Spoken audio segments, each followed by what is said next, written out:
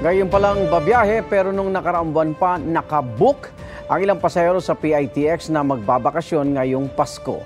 Live mula sa PITX, may unang balita si Nico Wahe. Nico.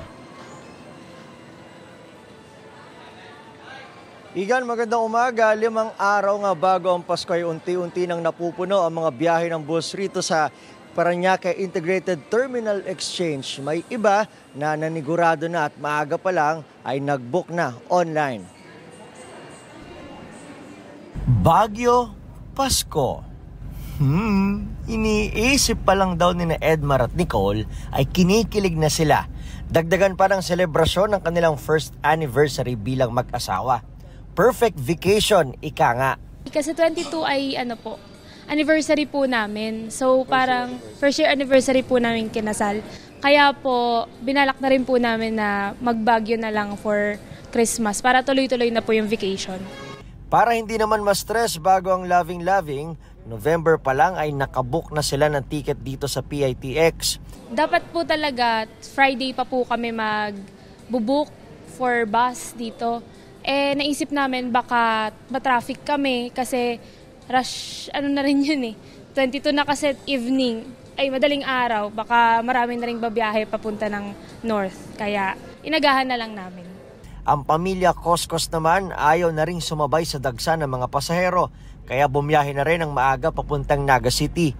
Mahirap po makipagsapalaran doon sa sobrang, lagi naman talaga every December ang daming pasahero umuwi ng kanya-kanya probinsya.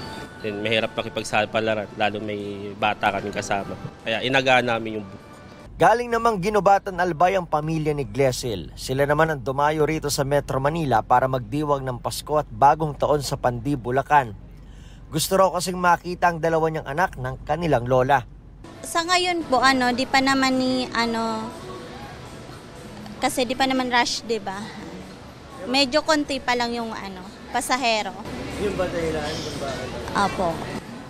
Kasi baka bukas di na kami makasakay, mahirap na bumiyahe.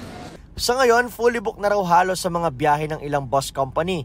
Ang bus papuntang Magallanes, Sorsogon, mapupuno na raw ang biyahe hanggang December 28. May mga bus na pa Camarines Norte na fully book na talaga mula ngayong araw hanggang December 24. Pati ang December 26 to 30 na biyahe ay puno na rin. Mismong araw ng Pasko na lang daw ang may bakante. Ang mga biyaheng paalbay, walk-in na lang ang tinatanggap. Yung ibang mga date namin, mga fully book na kami lalo sa paggabi, biyaheng Albay o biyaheng Camarines. Sa umaga lang po kami may available po. Walk-in na lang po sa mga pasaherong hindi umaabot sa schedule sa gabi po.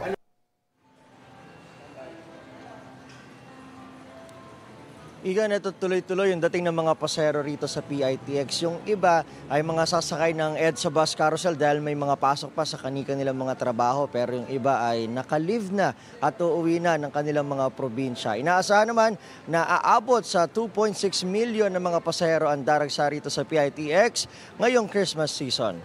Live mula rito sa Parañaque, ako si Nico Wahe para sa GMA Integrated News.